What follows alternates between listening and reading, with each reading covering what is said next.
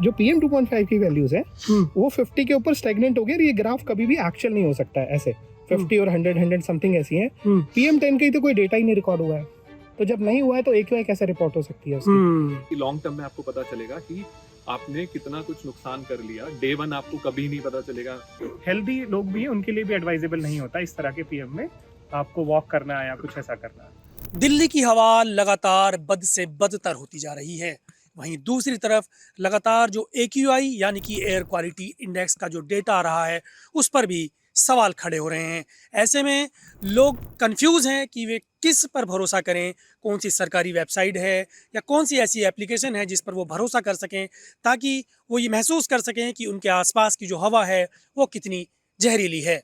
ऐसे में हमने AQI एक्सपर्ट सचिन और गौरव से बात की। देखिए उन्होंने क्या कहा। तो आज हमारे साथ दो AQI एक्सपर्ट हैं, सचिन जी हैं और गौरव जी।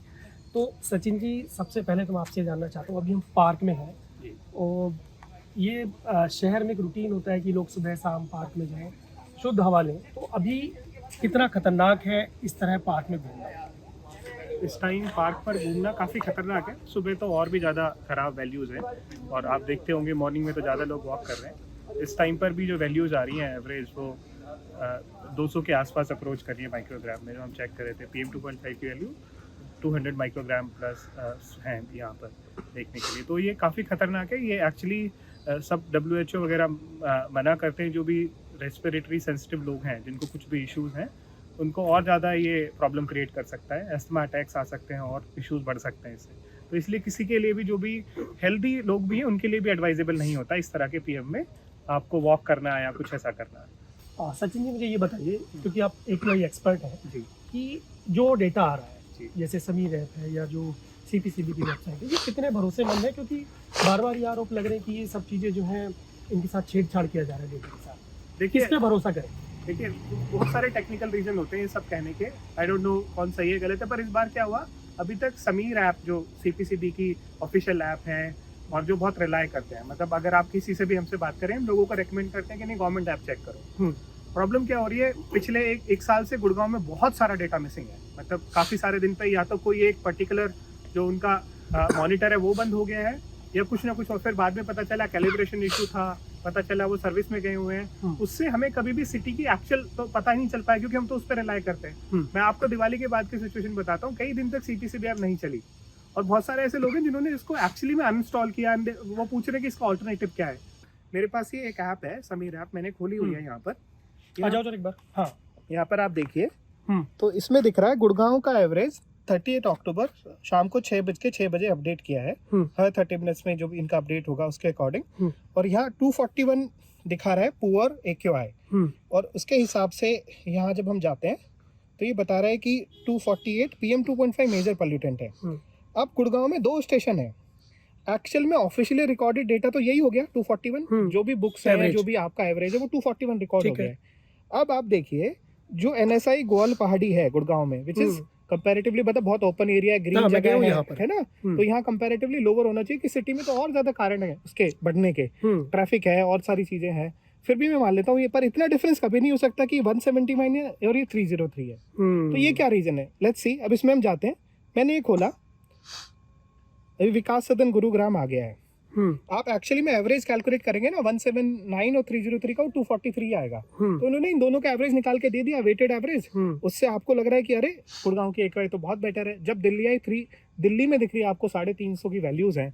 इसके नेबरिंग उसमें जब हम एयर कैनोपी सेम शेयर करते हैं, ऐसी इतना डिफरेंस कभी नहीं हो सकता है। मतलब इतना डिफरेंस आप अगर यहाँ से 100 किलोमीटर जाएं, 50 किलोमीटर जाएं, तब जाके आपको दिखेगा। दिल्ली ये वाले इस एरिया में तो बिल्कुल नहीं मिलेगा आपको। तो लेट्स सी, हमने देखा।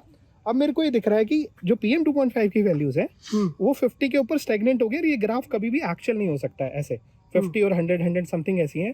PM 10 का ही तो कोई डेटा ही नहीं रिकॉर्ड हुआ है, तो जब नहीं हुआ है तो AQI कैसे रिपोर्ट हो सकती है उसकी? वो बाकी और पैरामीटर पे दिखा दी पर इस पे तो है ही नहीं, तो इसको हम कैसे कोरिलेट करें? अब लेट्स सी, आगे जाते हैं, वापस जाते हैं। जो हम देख रहे थे कि इसमें विकास सदन का ऐसा है, अब हमारा गोलपाड़ी का देख लेते हैं। ये बहुत सिंपल है। वहाँ PM 2.5 का डेटा ऐसा दिख रहा है जो बिल्कुल फ्लैट लाइन था। इतना हो ही नहीं सकता, मॉर्निंग में तो और ज्यादा बेकार सिचुएशन थी। तो ऐसा कैसे हो गया? अभी हालांकि एयर में मॉइस्चर बहुत ज्यादा है। जब जो दो दिन सिचुएशन हुई है, इससे मॉइस्चर ने कुछ पोल्यूटेंट्स को ट्रैप भी कर रखा है नीचे, इसलिए इतनी ज़्यादा अभी बढ़ा हुआ है इस सिचुएशन में। मतलब जो ट्रायल हुए हैं इसकी वजह से बढ़ा है क्या?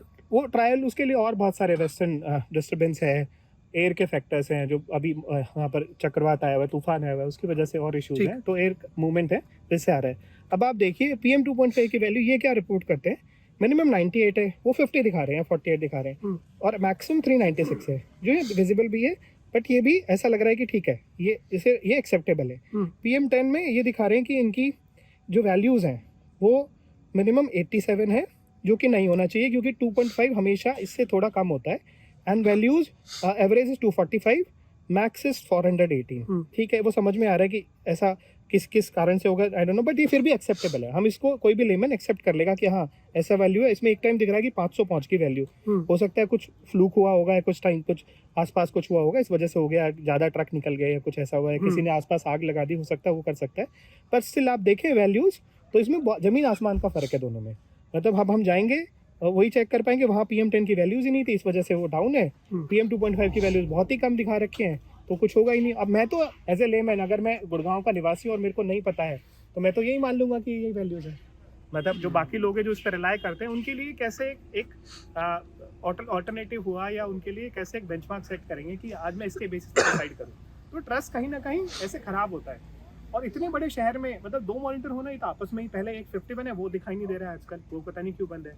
तो सरकार को सारे प्रयास लगा के बाकी और चीज़ें जो गिमिक्स में इधर उधर लगते हैं कि ये वाला कर लेते हैं, सबसे पहले तो आप जो पारदर्शिता लानी चाहिए वो इन मॉनिटर को ऑन करके सबको ट्रांसपेरेंट डेटा दिखाओ ना आप।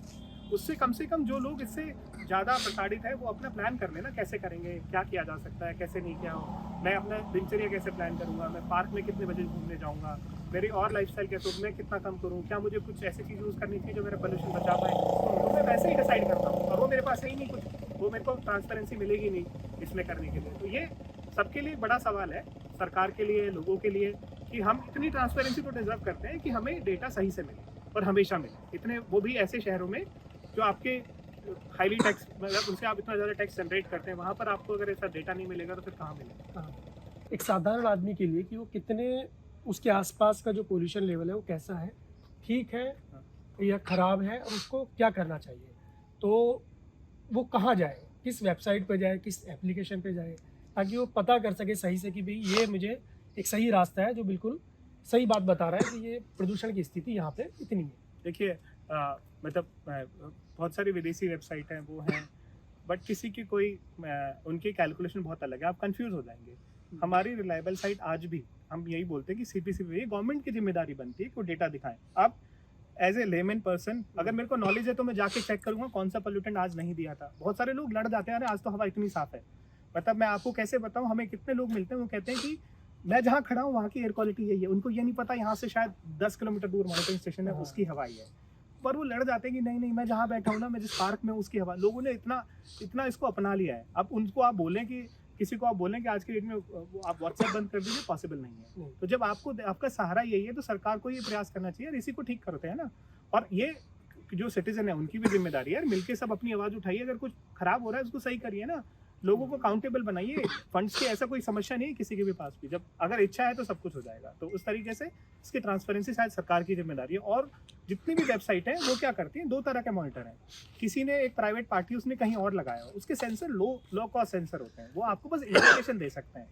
जो सेंसर सरकार लगाती है प्रॉपर्ली कैलिब्रेटेड बड़े सेंसर होते हैं, इसलिए जो CAQMS का डेटा वो सबसे इंपॉर्टेंट होता है। और सबके लिए रेफरेंस एज वही है, या तो फिर मैं अमेरिकन एम्बेसी का डेटा उठाऊं पर मैं उसकी AQI ना देखूं, फिर मुझे उसकी PM की वैल्यूज़ देखनी है कि मेरा PM 2.5 आज कितना गया। जैसे हमने तो कैप किया हुआ है कि AQI 500, अगर PM 2.5 500 भी है तो भी 500 AQI है, 300 है तो भी 500 AQI है, और अगर मेरा वो 1000 है तो भी 500 AQI है। तो हमें हमेशा जो चीज़, जैसे किसी का वेट होता है ना, यूनिट होती है, उसके हिसाब से देखें तो ज़्यादा समझ में आए कितने माइक्रोग्राम रहा, पूरे दिन का एवरेज कितना रहा, तो इससे ज़्यादा क्लैरिटी आएगी। अगर हमें थर्ड पार्टी ऐप पे जाना पड़े, क्योंकि लोगों को अब ऐसे काम नहीं करेगी तो ढूंढेंगे, आप भी ढूंढोगे, मैं भी ढूंढूंगा।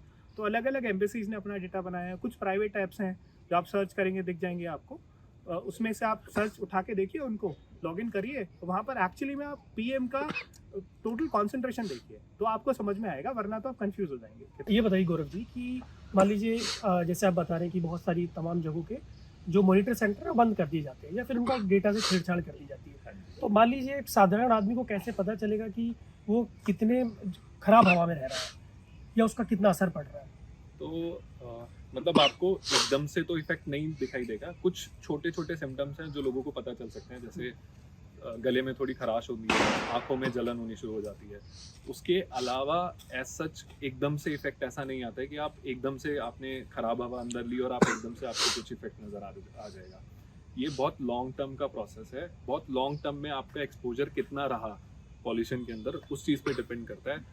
आप ऐसा समझिए कि किसी ऐसे कारखाने में काम करने वाला व्यक्ति जो जहाँ पे बहुत ज़्यादा हाई पॉल्यूटेंट्स होते हैं, वो उसका लाइफ स्पैन बहुत कम है, और उसके पड़ोस में ही एक ऐसे कारखाने में व्यक्ति काम करता है जहाँ पे थोड़ी इतना पॉल्यूटेंट नहीं होते हैं, तो उसका लाइफ स्पैन थोड़ा ज़्यादा होता है।